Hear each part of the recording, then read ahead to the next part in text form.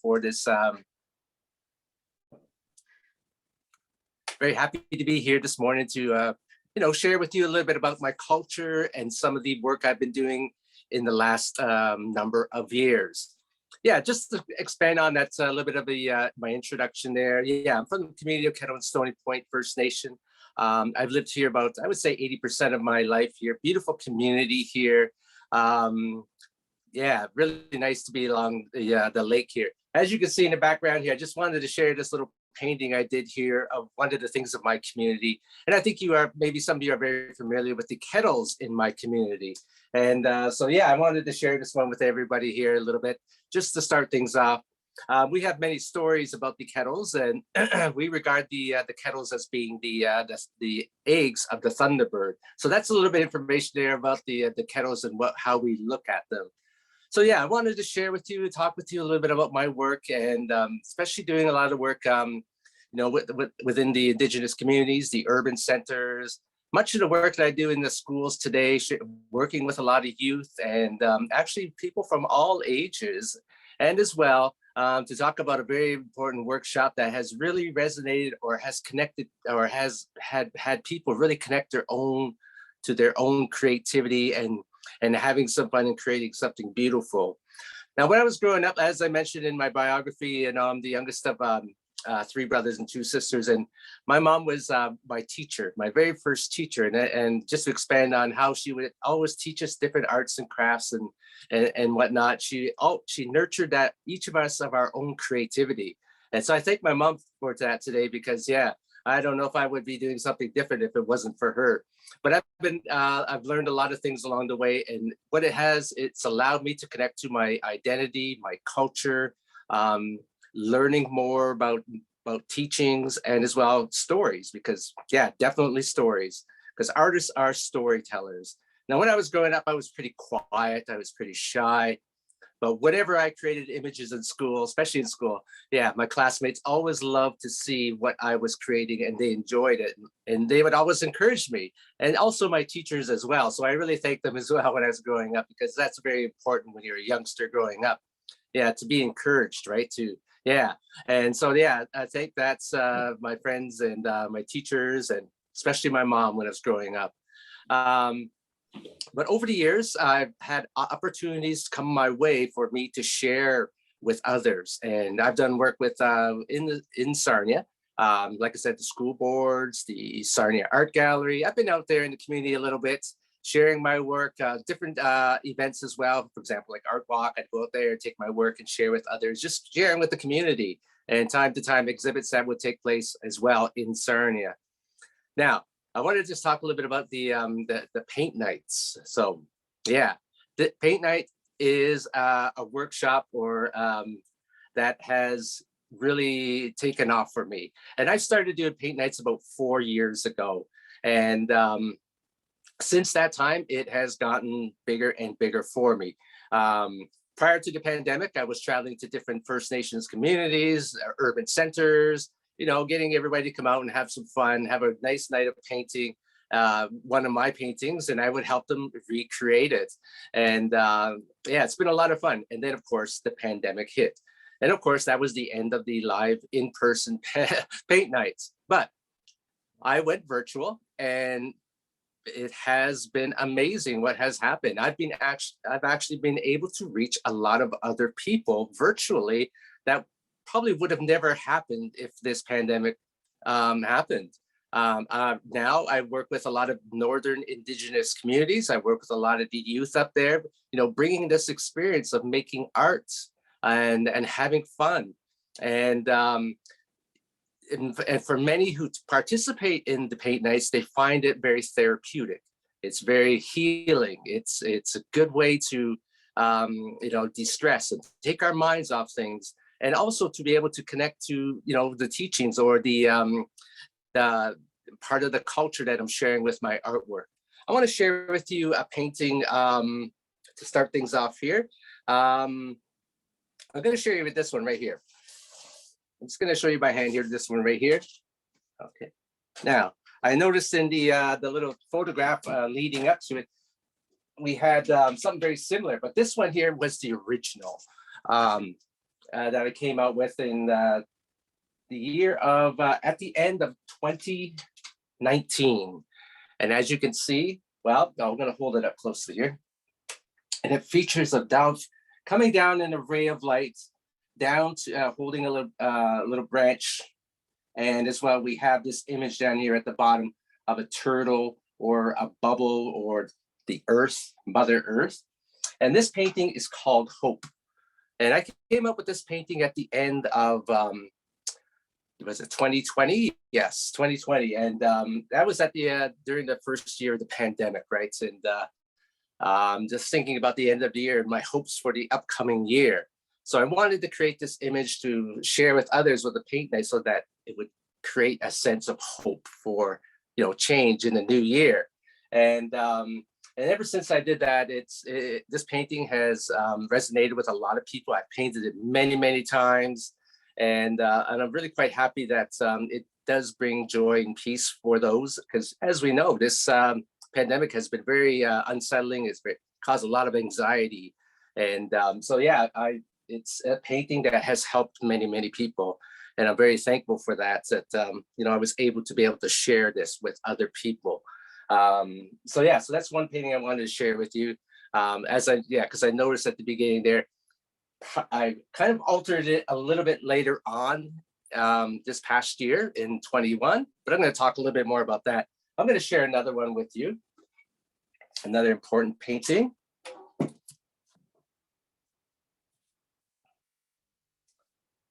This one here. All right, this is a beautiful painting that I came up with last fall, and it's called The Fire Within. And it was inspired by a photograph that I took of myself back in the fall a few years ago, but it took a little bit of time for it to be able to come to life, because I had the photograph. I finally had a chance to make it a painting. And the reason why it's called The Fire Within is because, well, as you can see, I'm wearing a blanket and it has a fire on it, part of its design. But for Indigenous people, we believe that we have that inner fire within us. And so it's important to, you know, to manage and nurture that fires. And so sometimes when I see a lot of my friends, I might ask them, how's your fire going, right? How's your spirit, right? So that's what this painting is a little bit about. And of course, it's a fall season. And of course, we look at all the beautiful colors of creation, right? We can look at those trees and it just looks like they're on fire as well. But yeah, I wanted to share this one with you because, like I said, it's important that we take care of that fire and, you know, doing good things that will keep us healthy and well. And certainly, you know, making art is part of that as well. So it's a little bit about wellness and taking care of that fire. So The Fire Within, it's been a great painting, painted it many times with many other people. And I'm glad that the creator had given me the vision to be able to come up with this painting, to be able to share it with others so that they can heal.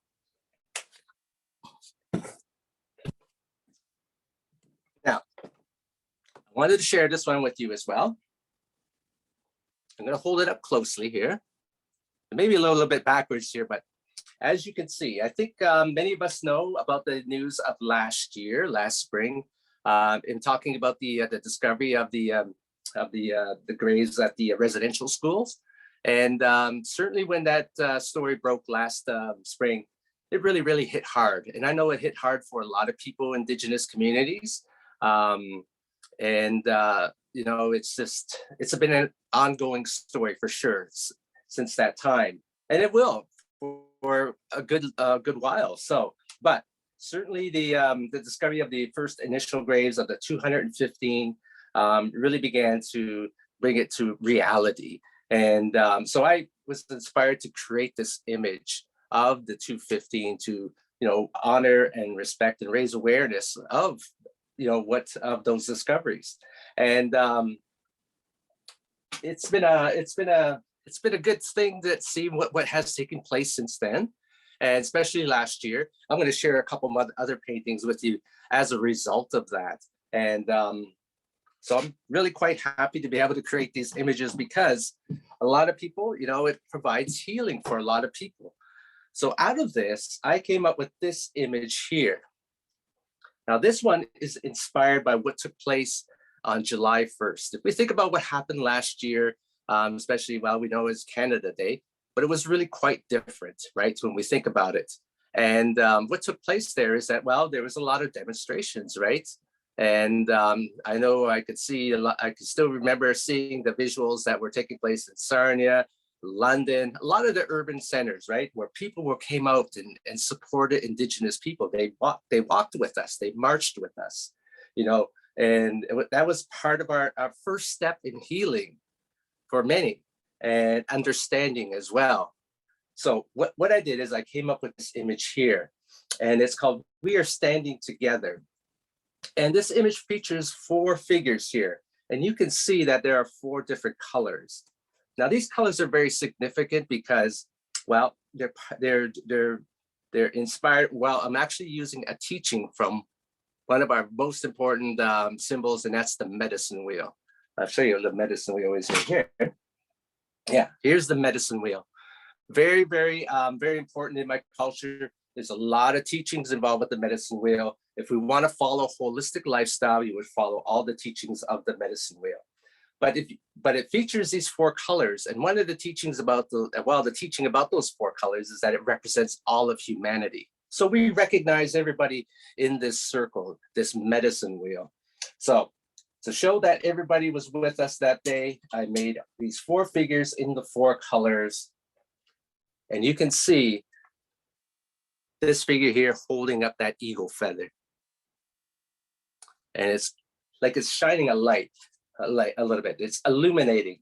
So it says that we're taking back our culture. We're making those steps to healing, and that we are standing and supporting and walking together and moving forward. Here at the bottom, of course, we have an image of a turtle, which is it represents this land. We review it as being Turtle Island.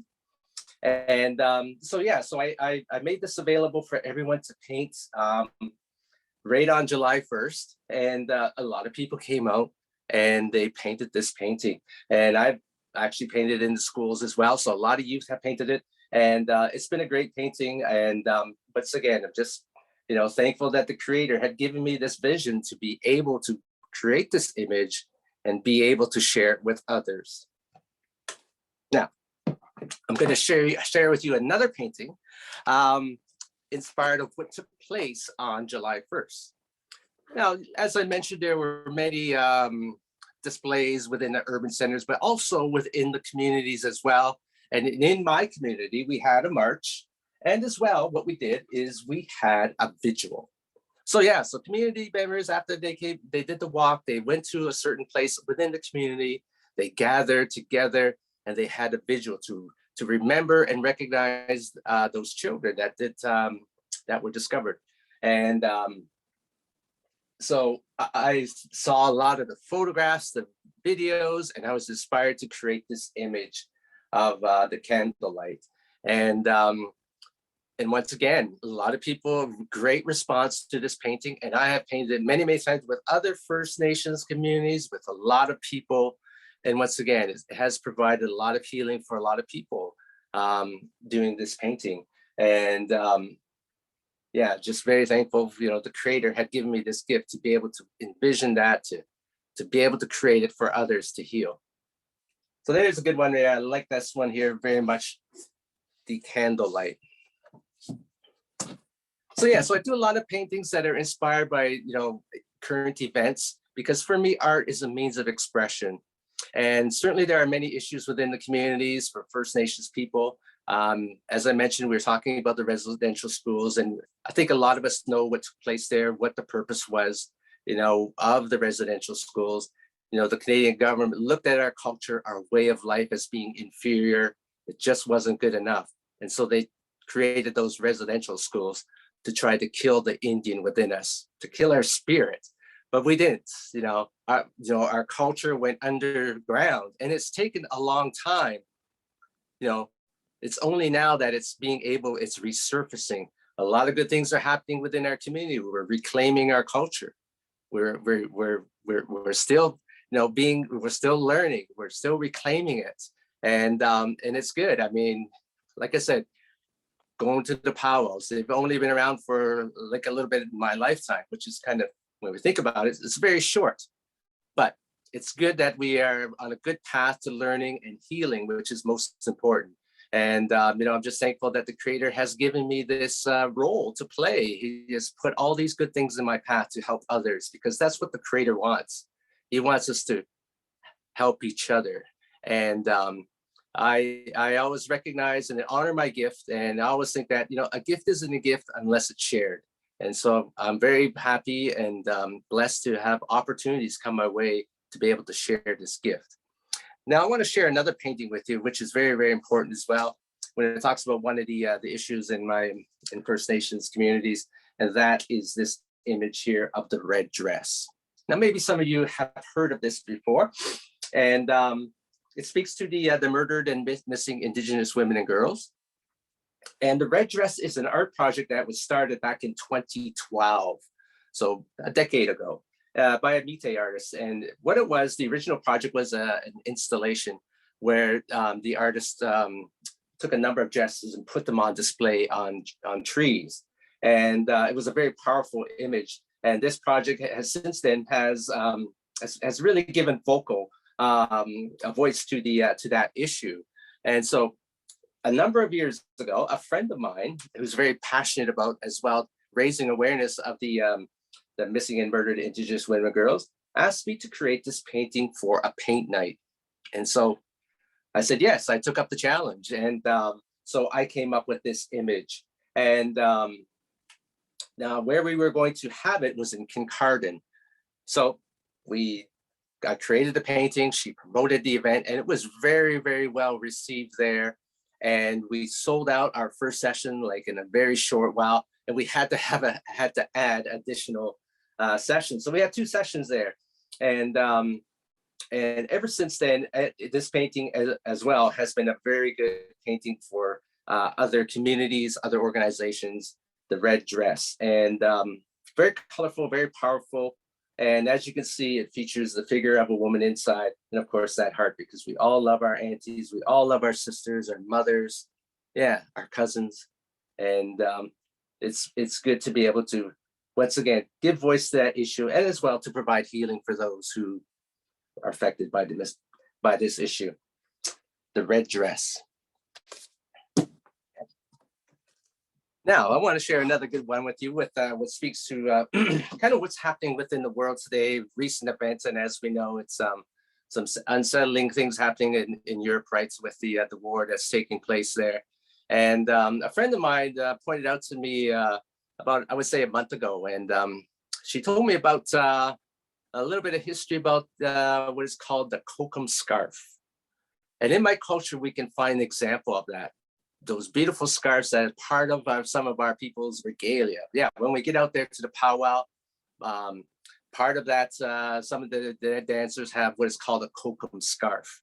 And it's a very colorful scarf, but the history about it makes the connections to the Ukrainian women. And I was, pretty happy to learn about that, because they're beautiful scarves. And so she pointed out that I should do a painting inspired by that Kokomo Scarf. And so I did. And so here's what I came up with for the Kokomo Scarf.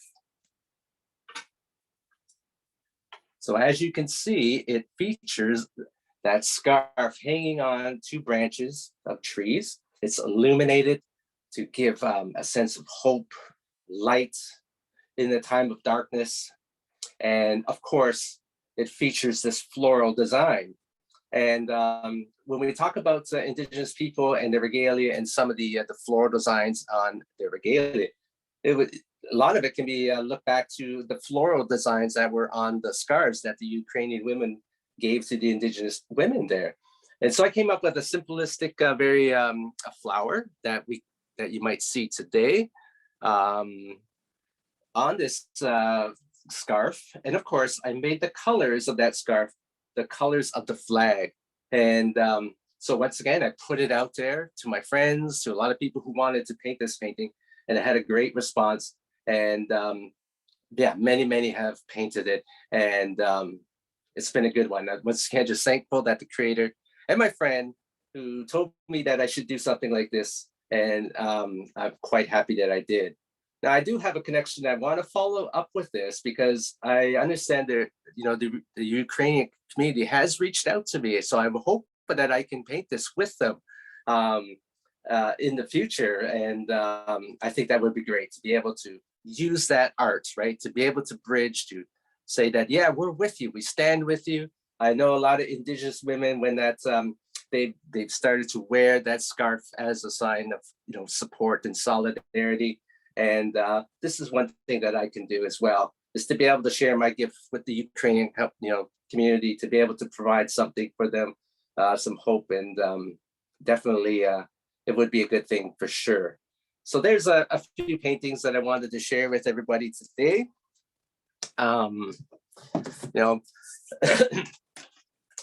looking forward to all the many things that the creator puts on my path. We are all energy, and I'm just thankful that I have this good energy to be able to channel that into creating something for others to be able to learn a little bit more, because there's so much to learn for sure. And of course as well to heal and to be able to connect to many things for sure. Always thankful for opportunities like this to share with others, and that we can learn more about each other, which is so important as we move forward in these days. So I think that's about all I got to say for now, or share with you. You can feel free to ask me some questions at this time, and yeah, feel free. Thank you so much, Moses. And I would invite questions. We have a few minutes for that, for sure. I just want to say how impressed I am. I've done a little bit of work with art and children, and so to see how you've kind of been able to capture probably a lot of what people might be feeling, and allow an outlet for that energy that gets onto the paper. I wondered what people do with their paintings. Do you have any stories of what individuals have done? Well, I'll tell you what's happening now, which is a really good sight to see. Right now, there are many who have painted many times with me. And what I'm seeing now is that people are putting it up onto their wall, and they're starting their own collection.